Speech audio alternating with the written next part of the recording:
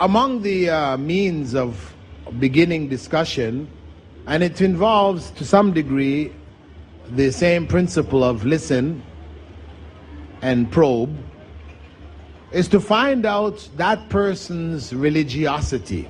You ask the person, are you religious? Are you a practicing whatever? What are your views on your own religion? And you may find, depending on the people that you're meeting, whether they're professionals or whatever, that for a lot of people, religion is not really playing a major part in their lives. They don't really hardly even believe in it. It is more the culture. This is the culture that we live.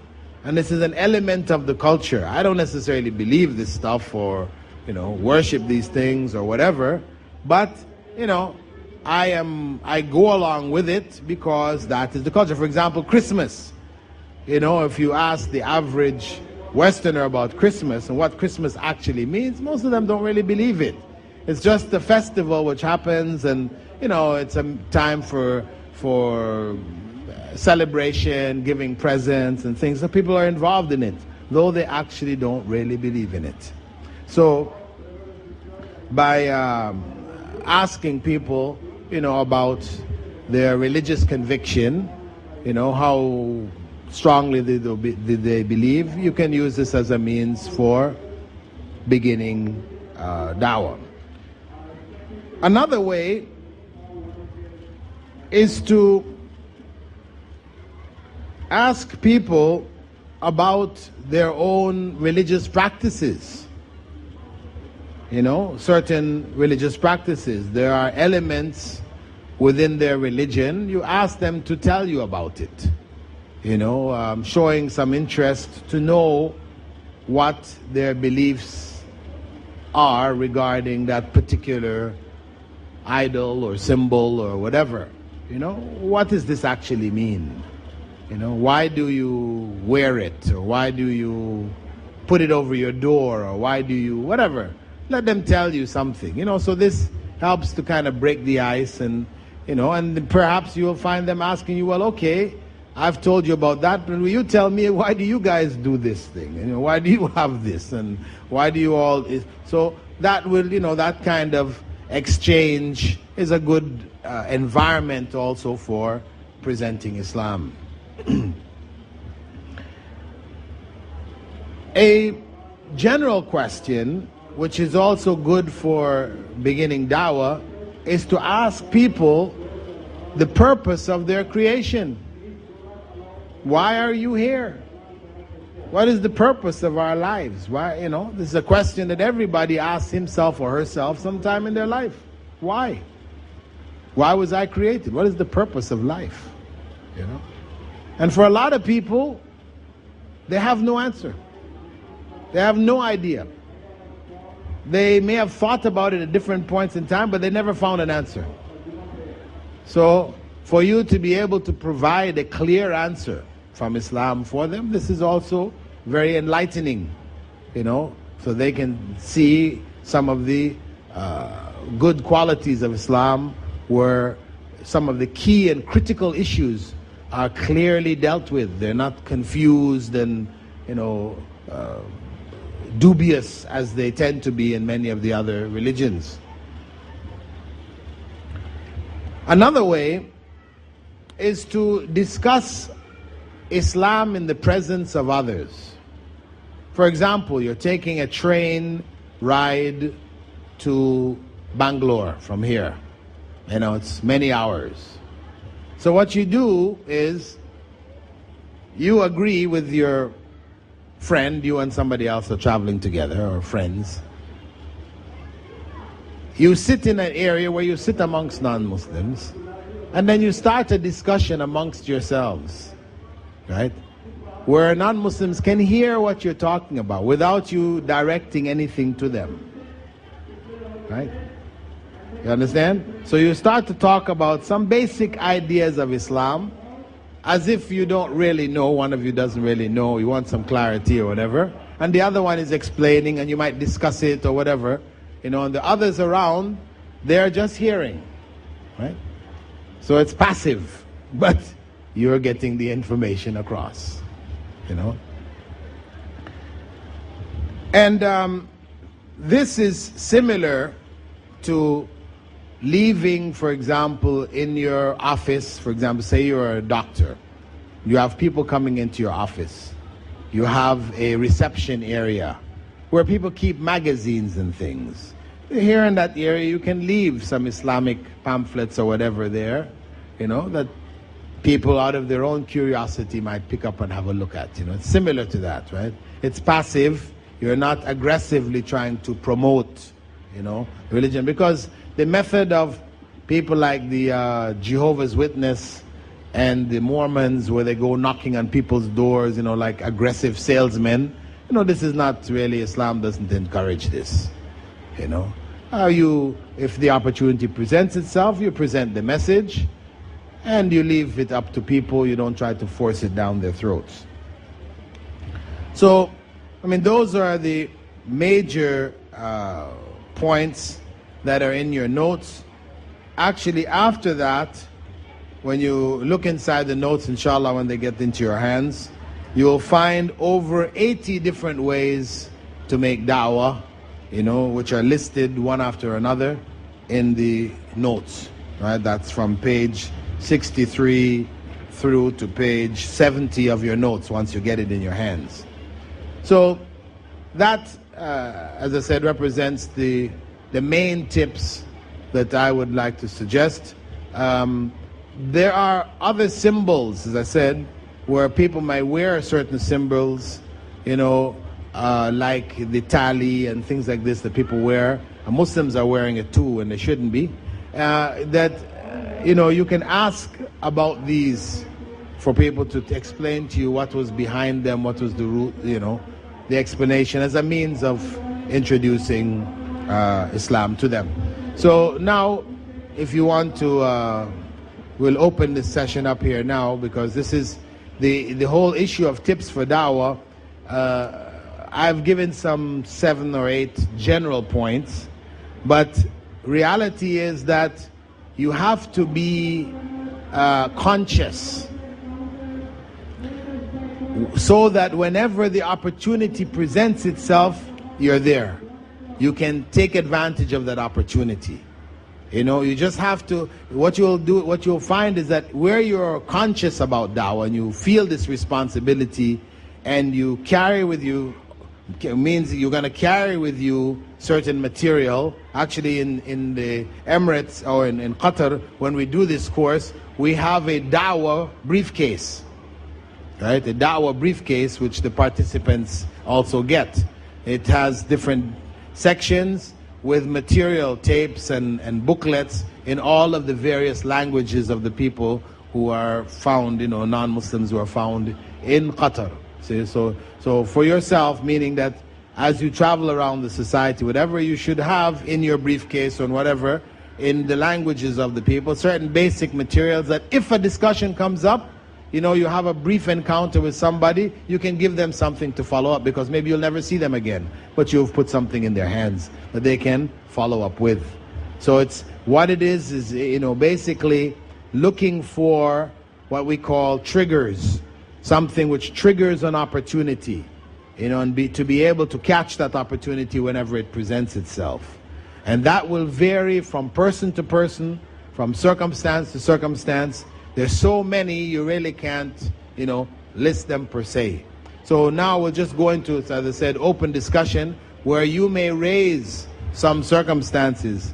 How could I do it in this circumstance? What could I possibly do when this happens, or whatsoever? So now it's for you to raise whatever issues you'd like to raise regarding the da'wah.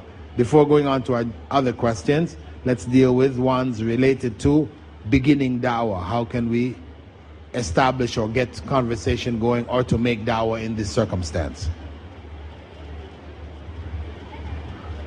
Each of you is in a different circumstance, or maybe you have some common circumstances. It's now for you to ask, how am I going to do da'wah in this circumstance? What circumstance are you in? Where do you work? Do you work, or are you going to school? Huh? You finished your education. So what are you doing? You're working? You're in search of work. Okay, so in search of work meaning that you are going in for job interviews and all these kinds of things, right? So this is now, in your job interview situation, you're going to be running into different non-Muslims. So now how do you make da'wah in this situation? How do you start da'wah? See, because I'm saying, you look to your particular situation. What can you do? Right now you're not doing anything, right? You're just going in, filling out papers, sending it in. Yeah? Now think, what can you do? What is it possible for you to do in that circumstance? When you are coming up from the interview, we can give any pamphlets of Islam to them. Okay, this is brother's suggestion. When you finish the interview, you can give them a pamphlet. But I would say that given the fact that most people going to interviews, they try to neutralize their Islam as much as possible, meaning they're going to shave their beard, they're going to wear regular Western clothes and come in looking like, anybody but a Muslim. I think that you would think that if I were to give him a pamphlet, that would just seal my situation. Definitely I'm not going to get the job, So although theoretically it sounds nice, practically speaking, we have to look at ourselves. What do we do when we go out there looking for jobs? So I would say first and foremost that we have to believe ultimately that provision, rizq, is in the hands of Allah subhanahu wa ta'ala. We have to believe that sincerely in our hearts, so that when we go out, we don't have to try to hide our Islam. We're honest, because it's really hypocrisy, isn't it? And deception when you come in clean shaven and dressed like a non-Muslim, you could say, in that sense. You've tried to hide your Islam, presenting yourself in this way, making sure you don't say anything, no inshallah, or make sure that doesn't even come out of your mouth. No. Why? You are a Muslim. You're a Muslim. If somebody doesn't want to hire you because you're a Muslim, and of course being a Muslim doesn't mean you're aggressive with your Islam, I mean you're trying to push it down people's throat, beat them to death with it, no. But you are who you are. And you should be proud of who you are, in the sense that you're not afraid to let people know who you are, without wearing a big badge on your shoulder or on your t-shirt saying, I'm a Muslim. I'm saying, not necessary to go all that way, right? But the point is that in your being sincere, being real, that can have an impact on the person who's trying to hire you that your hiding will not. And when you get into a job coming in as a pseudo, right? A pseudo whatever, then you're coming on a weak footing. You will forever be like that. You will never have the strength to say, well, really I am, right? You'll never grow your beard. You'll never, conform with any of the Islamic requirements. So I would say that in general, you just coming in as who you are, being honest, people will respect you for being honest. And that can be, in your own actions, your da'wah. Without necessarily having to give a pamphlet or so on, so on, so on. I would say that if in the course of the interview, or at the end of the interview, you have a chance to just talk, general talk, and you do find that trigger, that opportunity to say something, of course, then you should have your pamphlet with you, that in leaving you can leave something with you. The positive points I would like to put for myself looking for the job is that I would be punctual, because Islam says if you are punctual and if you're supposed to work 8 hours a day, and if I come in late, I am not eligible for that 1 hour of work. And these kind of things, you can say that the good qualities of Islam, the human rights and everything. So you can end up your interview just summarizing a few points and thus showing what Islam is. Probably he will be impressed and these kind of things. That's a good point also. When you're being asked about how you would handle situations, what type of character you are, that you can link it to Islam. As Muslims, we are told to do this, or Allah has instructed us, God has instructed us that we should be this, so this is what I try to be. I try to do this, etc., etc. Yeah, sure. That's a very good point. Well, let's see from the sisters, would you have any suggestions for sisters who are coming into job interviews, etc., situations? What would you give as a suggestion, as a tip for dawah in such a circumstance?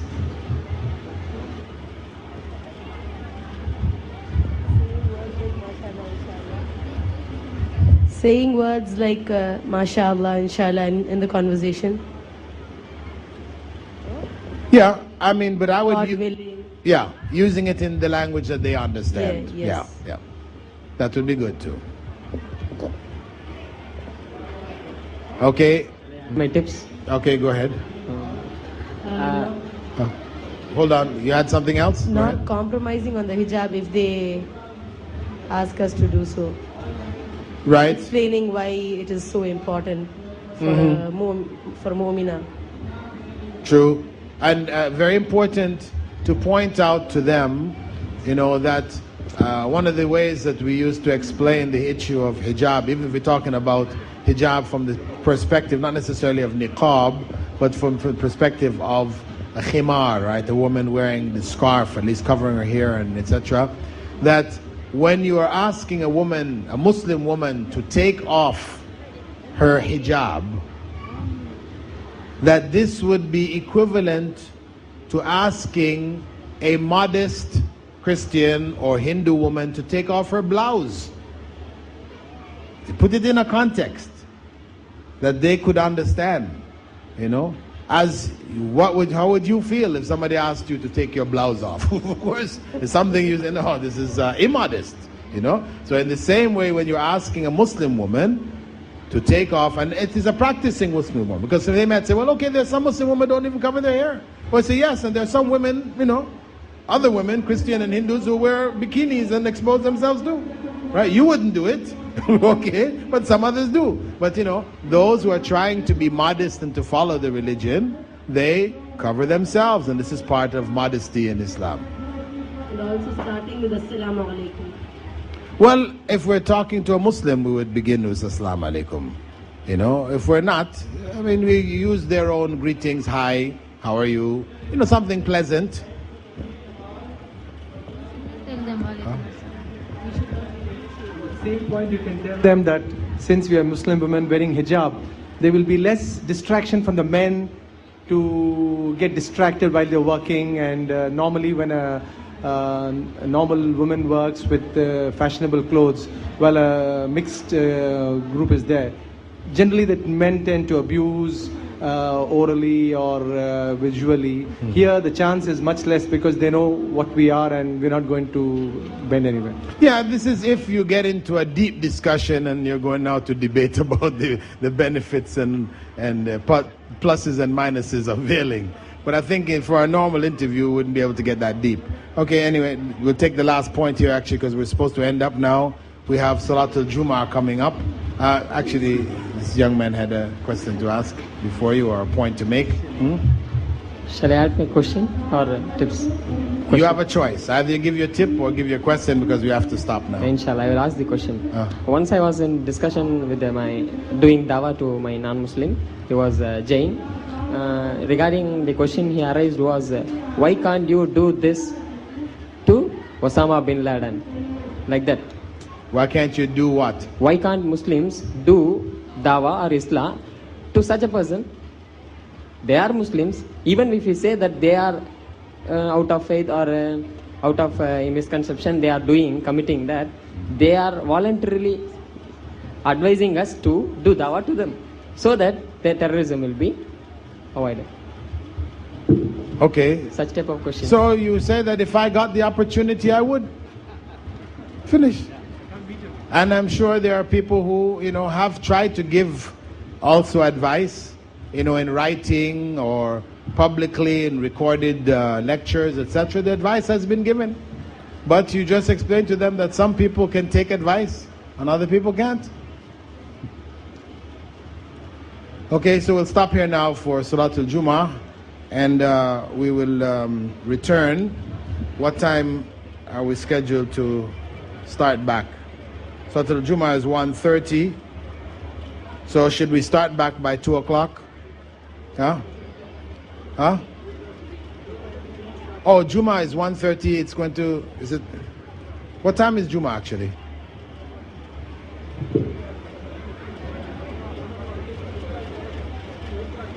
Huh? Jummah is what time? Huh? The khutbah is at 1 o'clock. All right, I see, yes. 1 o'clock, and it's finished by what? 1:30? No, I'm not. No. Until 1:30. Huh? No, no. No. Huh? Well, it was announced by mistake. Anyway, the point is that we can't ask normally, can we? Anyway, we'll try to start back.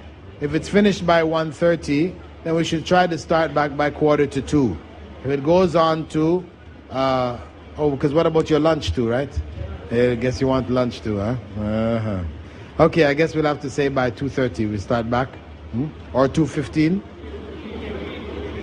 Okay, 2:15. Huh? We'll be back here for 2:15 inshallah. Subhanakallahumma wa bihamdika nashhadu an la ilaha illa ant nastaghfiruka wa natubu ilayk. Alhamdulillah wassalatu wassalamu ala rasulillah. All praise is due to Allah, and may Allah's peace and blessings be on the last messenger of Allah. We finished in the last section tips for dawah. Actually, we didn't examine that many circumstances. We really only looked at a few. Perhaps we may take a couple more before going into our next section, which is basically the practical section for the general issues of dawah. So before doing that, let me take from you some couple other circumstances where you would like to know how would we begin dawah in this circumstance, or how would we engage somebody in dawah in this circumstance. Alaikum salam. Actually, I'm not an Indian, but I want to tell what I observed to Indian brother. I has been in Hyderabad. Unfortunately, a Muslim, an Indian Muslim, his ambition, his goal, target to see, when we'll ask him, he will tell you, I wanted to see the Hindus, Allah subhanahu wa ta'ala while punishing him in hellfire. This is their ambition. How they will make da'wah if they are desire this? And unfortunately, has been also there. And he'll tell you, when we'll ask the Hindus, please accept Islam. Islam is like that. Jibril, what you are telling about? And instead, you want me to become Baha'i, Gangist? See the Muslims, what they are doing. And I don't know, actually, the verses, whether it is correct or not. Zakir wrote a book telling Islah and the Da'wah. Islah means conveying the Islam to non-Muslim, to Muslim, and the Da'wah for non-Muslim. And better to concentrate in that topic, that is Islah for Muslims. I don't know whether it is correct or not, the verses. Thank you. Yeah. And instead, we used to tell them we are Arab, we know the Islam. Islam is not telling like that, but they are telling us no. What we are observing these things from the Muslims. And the Rasul sallallahu alayhi wa sallam, we know clearly the ayah, خُذِ الْعَفْوَ وَأَمُرْ بِالْعُرْفِ وَأَعْرِضْ عَنِ الْجَاهِلِينَ. Actually, what we're asking for here now, brother, you brought another situation. What we're asking for circumstances where people want to know how to begin da'wah. As we started in the last session. You had something? This is not asking questions now. I mean, if you have a da'wah circumstance, because this is part of our section on tips for da'wah. So you're looking, are there some circumstance you'd like to get a tip? What would be my advice to help you in your dawah? You have something like that? Come please. This is an incident which took place about 2 years back. Like I'm a member of a particular organization which holds a convention every once in 2 years. So in this convention, our mentor, he gives a lot of speeches, and there was a question on spirituality. The mentor is a Hindu, but he always speaks against Hinduism. So likewise, he was speaking against Islam many a times. Like at that time, I never had the knowledge to confront him. Last year, when he had told certain verses from the Quran, which was incomplete, then I confronted him in the question and answer session. So he was avoiding me somehow because he felt there was something going to be wrong. So 2 or 3 particular questions he asked me, why do Muslims have 4 wives and all this? So at that time I told him the same reason as you told him, that it was better for a man to have a responsibility. And secondly, what happened when he misquoted the Quran, so he told me to challenge and prove that the Quran, what he is saying is correct and what I am saying is wrong. So I had taken some copies of some 10 copies from 2 versions, 2 translations of the Quran. But when I gave it to him as a challenge, he was not accepting that. In front of the whole people, about say 400 to 500, he declared that if what I prove to him, that he would become a Muslim. And when I did that, and he refuted his charge, saying that the versions of the Quran which I presented to him was a false version of it, and then he will not accept. So in those circumstances, when a person says he will accept when I produce the truth to him, and then when the truth is produced to him, he doesn't accept and he gets very if he gets highly temperamental, in that situation, what can a person do? Well, this is really not what we're looking for, brother. But I mean, your job, as we said before, is to convey the message. If you have conveyed the message, you have produced the evidence, and the person doesn't want to accept the evidence, what can you do? Nothing. What more can you do? You have produced the evidence, they don't accept it, then fine. You have to go on, seek others. So this is not what I'm looking for. Like I gave the example of a brother and where he was working, or he wasn't working, he was going to seek jobs. So we look to see how can he make dawah in that circumstance. This is what I'm looking for here now. And somebody else have a circumstance? Okay, brother, go ahead. I teach in a college. So how would I go about making dawah to my students? You teach in a college? Yes. This is a college of mixed students? It's a college of computer science, information technology. Computer science. And the students in your class are a mixture? 50 Muslims, 50% Muslims, 50% Hindus. Okay. So have you attempted to make any dawah in that circumstance? Normally in the class we don't talk about Islam, but I teach them good character, You should not talk too much, things like that. You should not speak lies. These kinds of things I tell them in class.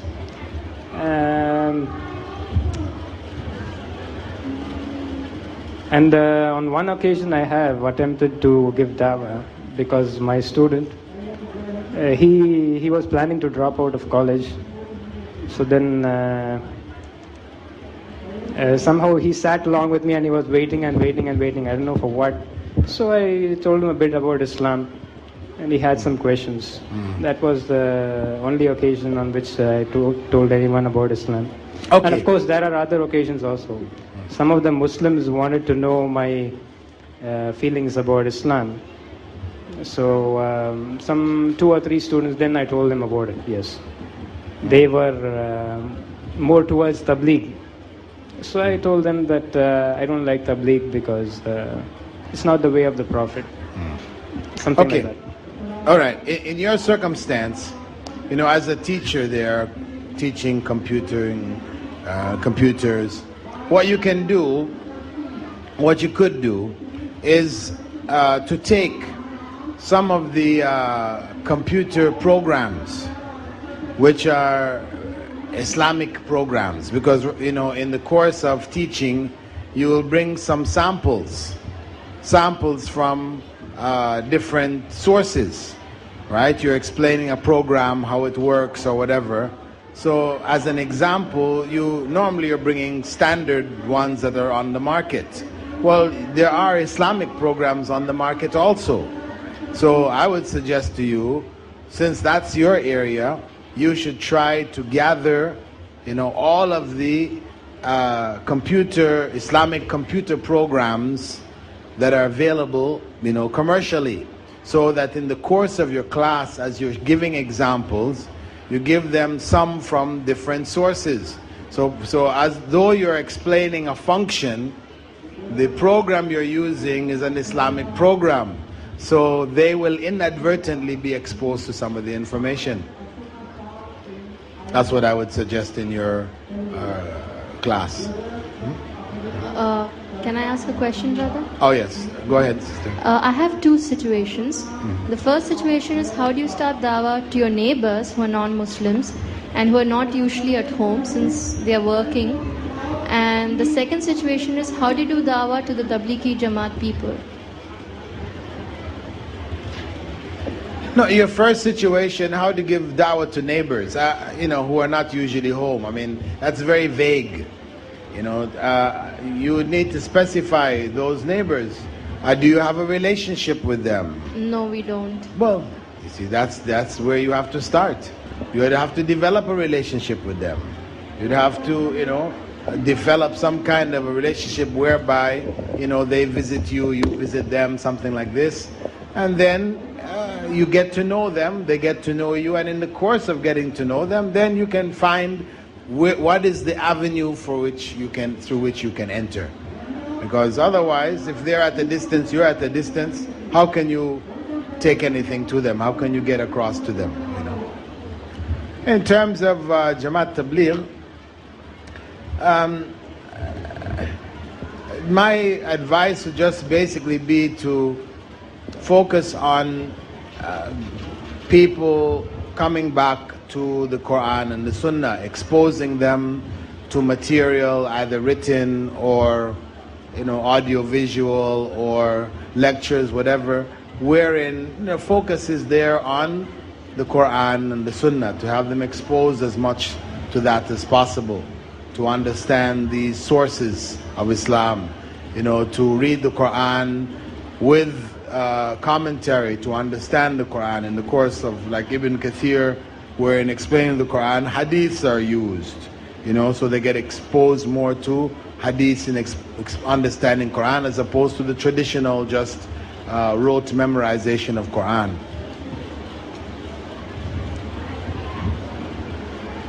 Another brother?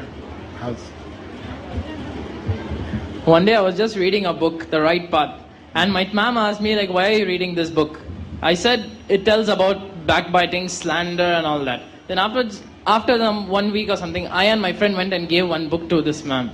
Then she read that book and she really liked that book, and she said that, why don't you bring more editions? It's a magazine, monthly magazine. And I gave her the book. And I still give her books. Like last week I gave her 2 books. Then I don't know what kind of book to give to her, in which she will ask me questions, or where I can just speak to her, because she is not my teacher. She was just for a week or something, that's it. Like how to proceed with the dawah. She's a ma'am of science teacher.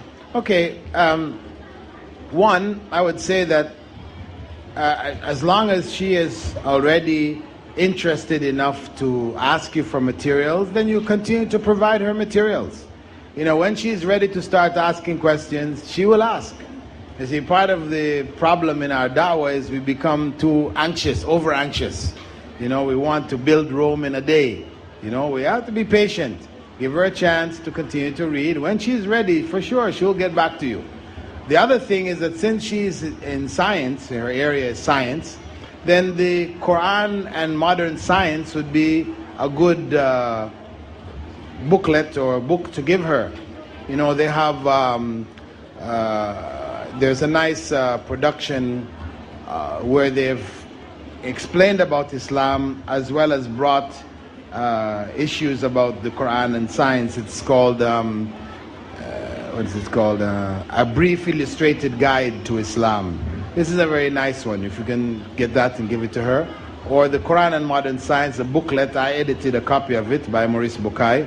This is good also. So since that is her inclination, then you get that kind of information for her. Okay, go ahead. Or from the sisters. The sister has a Dawah circumstance she'd like to get some tips on. Yes, I have a similar situation like the sisters just now said. But my neighbor, she's an avid follower of the Sai Baba. And every time there's a Christian, the Christmas, they sing bhajans where praising Jesus Christ. And during Ramadan or Eid, they praise Allahu Akbar. They bring it into their bhajans. And they sort of invited us over. But I had a valid reason saying that I'm working, I'm sorry, I can't come. But how do you start? Well, in the case of Sai Baba, actually there's a lot of literature out there which exposes, his fraud. So I would just try to gather that, and somehow slip it across to them, to let them be exposed to some other understandings. But with his claim is that he is an avatar, right? He is a God man. So that's what you have to deal with ultimately with them is, who is God? Who is Allah? Who is God, really? Does God become a human being or not? And this kind of thing. So my Dawah area would focus on who is God,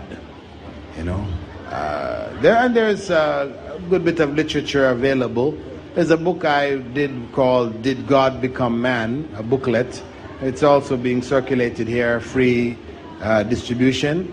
Perhaps you can pass it on to her or whatever as a means of reflecting on this concept, because that's where the problem lies.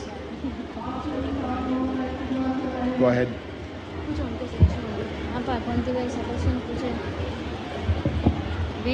How to approach to Hindus and Christians, and specifically when we are traveling in a train. We had an experience while coming to Peace Exhibition from Mumbai. We were in the train and there were Hindus, Christians both together in the same compartment. So how do we deal with them like they're sitting together with us? Well, I gave you the example before that you carry on a conversation about God. The idea of, is it possible for God to do anything? And what does that mean? Does it mean he could become a man? This is the issue that you discuss amongst yourselves. It will address both problems. We're going to come to that particular question in itself. How do you handle that argument? Since God is able to do anything, couldn't he become a man? Couldn't he have a son? These kinds of issues. So you just carry on a discussion between the two of you, where you're discussing this point. Not looking at the others whilst you're discussing it, but really as if you're genuinely having a conversation between the two of you. From the sisters? How can I do Dawah in an email group? In a? Email group. Email group? Yeah. Or my classmates. Well, have a group of group. When you send a mail, everybody in the group will get that mail. My old classmates. So what kind of articles can I send? Well, what is being circulated right now in the group? Now only birthday wishes and like that. Birthday wishes. Well,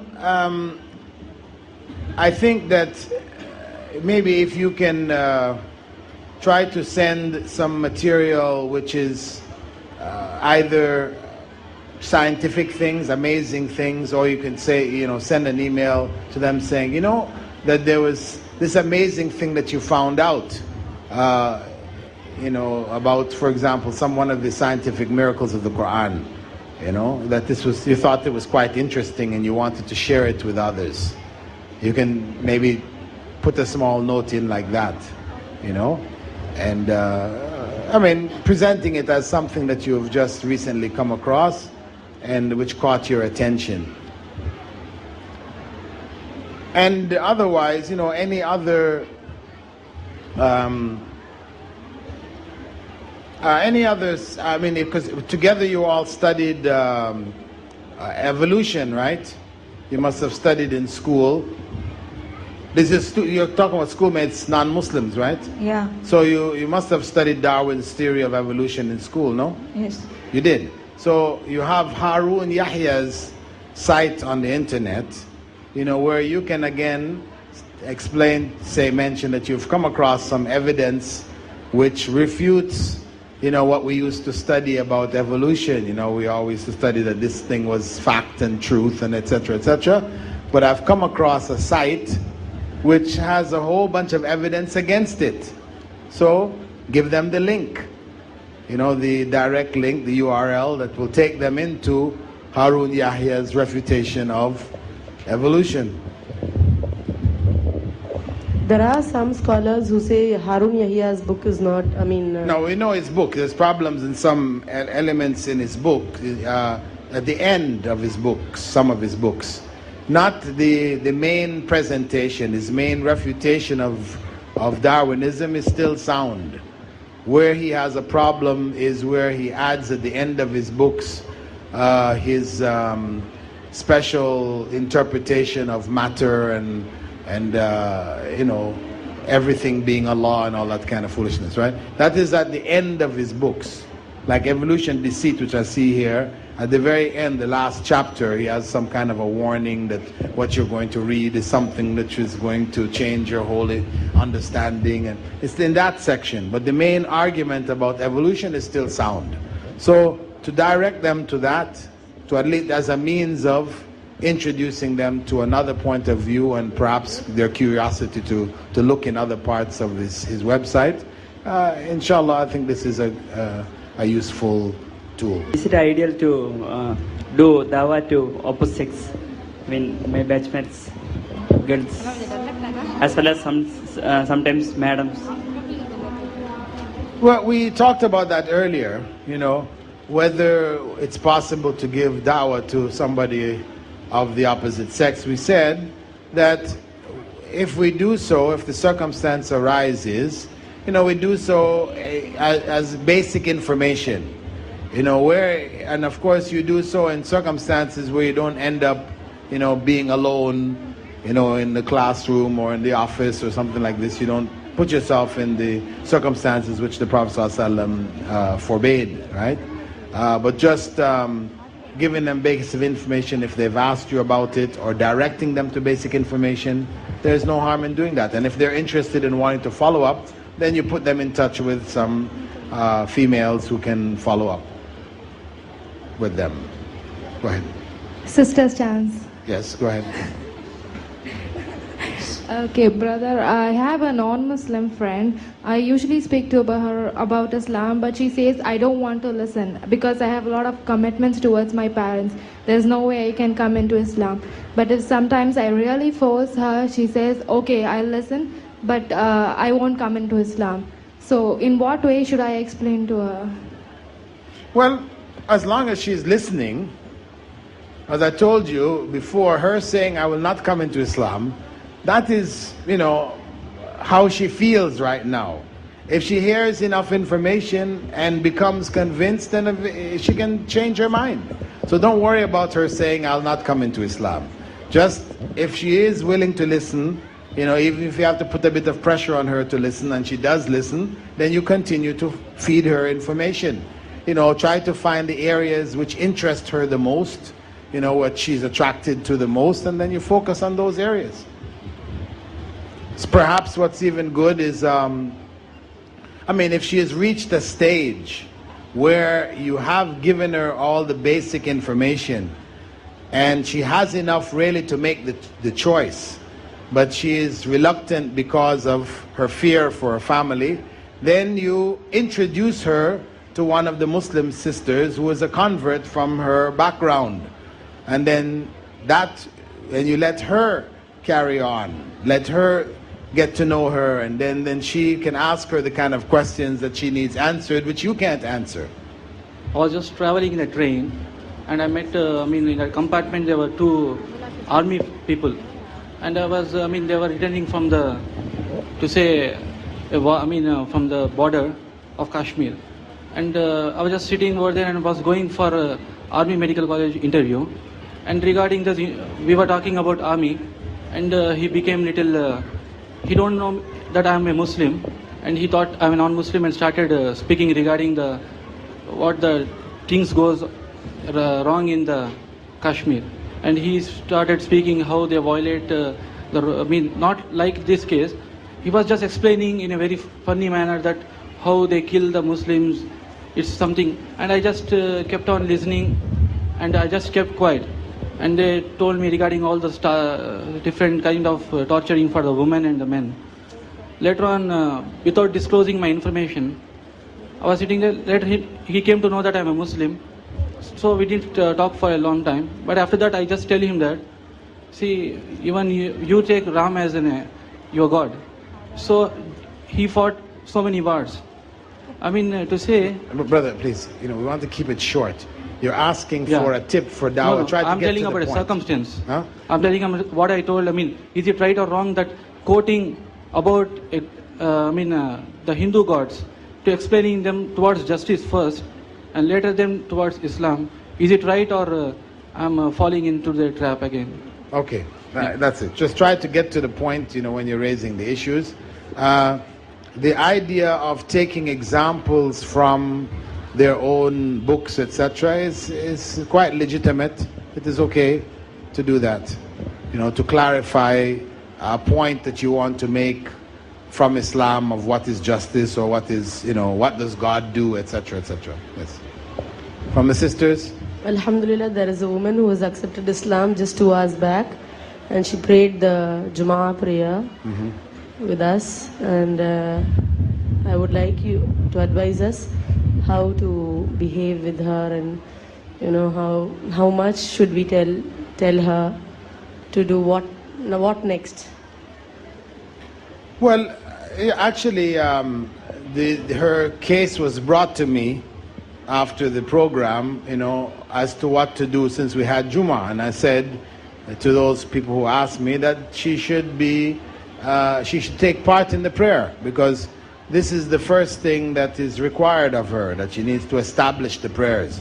Because what it means now, you have to teach her the prayers, because now she just imitated what you were doing. She needs to learn it. So it means somebody or bodies have to commit themselves to be her mentor, her mentors, who will be with her and help her until she learns all of the basics, what to do, whether it's Islamic hygiene or whether it is the actual prayers that are involved, introduce her to fasting, and all the various requirements, Islamic requirements, that somebody has to stay with her, bodies have to stay with her until she establishes herself, and introduce her around to the various different sisters, and include her in your gatherings, and let her feel at home, as a person who accepts Islam, has joined the brotherhood and the sisterhood of Islam, and she should be made to feel that practically. And she was questioning me that she has a daughter,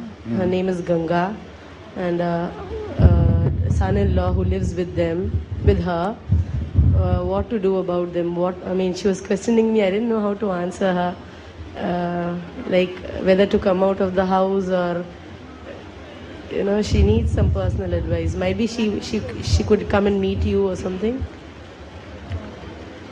Okay, we could arrange, some from family circumstance to speak to her, inshallah. But anyway. Coming out of the house, what do you advise? I don't understand about coming out of the house. Like to practice Islam, might be she will not be allowed to do that in her house. She doesn't have a husband. She lives with her daughter, and the son-in-law. No, excuse me. She's got two daughters. One is a Muslim. Pardon? That lady has got two daughters. Uh-huh. One is a Muslim and the other one is a Hindu. She can always come and stay with the Muslim daughter. She's got place there. Yeah. Yes. Her Muslim daughter is a convert to Islam? Yes. Yeah, yes. then she should move in. Should be advised to move in with her Muslim daughter. You know, because that would be an environment, inshallah, which would help her to practice and to grow in Islam. But then again, you know, still, women of her age group, it's important for women of her own age group also to make a special effort to make her feel welcome and to help to teach her, because again, still, you know, learning from her daughter who is younger than her, sometimes it becomes a problem. You know, she may want to learn, but older people learning from younger people oftentimes have difficulty. You know, this is psychological. So you should make sure that people of her own age group, you know, she be introduced into such a circle where she's dealing with older women, you know, who can then help her, and she won't feel so shy to ask questions and to get the knowledge that she needs. Okay, we'll take one more and then we'll carry on to our practical. How to start up and what's the message to convey to the people of laborers? Pardon? Laborers, what's the message we have to convey and how to start with them? The people who are working in small scales. Laborers? Laborers, yeah. Well, you know, again, this depends. Especially the uneducated people. Yeah, as I said, this depends on the circumstance. You know, you can't identify a specific topic or statement that you need to give to a laborer. You know, there's no such thing. What we did identify already is that whatever you present, it should be on a level which is suitable for them, right? Having not gone into higher education, a simple way, it is presented a simple way. But it is going to depend on the circumstance. If it's a laborer who is doing a job in your home, for example, you have some job which needs to be done, so that has brought him into your home circumstance. So in that circumstance, you try to develop some kind of relationship. You offer him water to drink, you know, kindness. You show them kindness, and in the course of it, you use any of the tips that we said earlier to try to get them into some conversation, and from there you get an idea of what their thinking is, and then you try to give them what is appropriate. In a situation where we have to make dawah to our non-Muslim friends or neighbors, can we start the topic saying that it is a Muslim's duty towards conveying the message of Islam to you, or something like that? Can we start off with that? You could, but I mean, I don't know what purpose it would serve. I mean, we're going to say something like that. That should be in response to something. You know, if somebody asked you, well, why are you so keen to explain Islam to me? Well, that would be my answer. You know, it is the duty of Muslims to, but just to start off my conversation with you, it is the duty of Muslims to explain Islam to others, and that's why I'm going to be explaining Islam to you. Yeah, you know, it's a kind of stiff. It's not a very friendly and sociable kind of way. So I wouldn't use it as a beginning statement. Okay, actually I've got two circumstances. One, we participate in International Leather Fairs. International Leather Fair. It's a 3-day conference, and we have somewhere about 900 guests coming into our stall for 3 days. It's a golden opportunity, but we get only about 1 or 2 minutes of interaction with all of them. They are from intelligent people from all across the globe. So how can I use the opportunity to give some kind of a message, probably some verse or ayah, the display? What? How can I use this opportunity? Well, I would say what I would do is that I would try to have some leather works, because you're displaying your product, right? Okay. Some leather works where Islamic art, for example, has come into it. You frame it, you have it up. People may be attracted to it. They ask you, well, what is that or whatever. That's your opening to explain, okay, this is actually a verse from Quran which says so and so, something of that nature, you know. The other thing is that you could just have in your stall a stand, you know, with a brochure about, which just says, you know, take one, please take one for free or whatever. And then whoever is interested, or what do you know about Islam, or, some other title, whatever, if you want to find something more neutral. And then people are just encouraged to take if they wish or not if they don't. You just have something passively accessible to them. Okay, and the second one, it's a software company where about 300 people work. And the top of the management says religion is something to be practiced at home. Don't bring it to the office. How do we handle this? Religion, keep it at home. Don't bring it to office. Okay, but what is your office circumstance? It's 90% non-Muslims. 90 to 95% non-Muslims. It's a software company. Yeah, and I mean, what is your office circumstance? Are you a senior where people are coming through and talking to you on a regular basis, etc.? Yes. Yeah. Okay, so what you can have, for example, is some books like 10 Ways to Increase Your Wealth. Right? You have it on your table, since that is what is going to attract people's attention. There's a book by Yasser Qadi, which is called 10 Ways to Increase Your Wealth. 15 ways? Okay, 15 ways to increase your wealth. You have something like that on your table, I haven't published it yet, but there's a book that based on a lecture which I've given a number of times called The 7 Habits of Truly Successful People. So at least you have the tape maybe available, have it nice, sitting in a nice cover, The 7 Habits of Truly Successful People. They might catch their interest, and they pick it up. So you without keeping a religious cover, you have it under. And also, we have done in Qatar a series of postcards, right? They're postcards of scenes from different scenes from Qatar, which are attractive scenes, But on the back of it, it has, a place where you can write your address and whatever information. But then it has in one corner one of the scientific miracles in the Quran, which is related to the picture on the front. So, you can gift it, as a postcard, whatever. And then there is this information there. If they want to read, it catches them. You understand what I'm saying? So you're doing it indirectly. All right? Okay. We're going to go on now. In any case, it's the women's turn. If you open it up to come back to you, it will be their turn. So we need to, not to say I want to stop the women from giving anything, but we need to carry on now. Huh?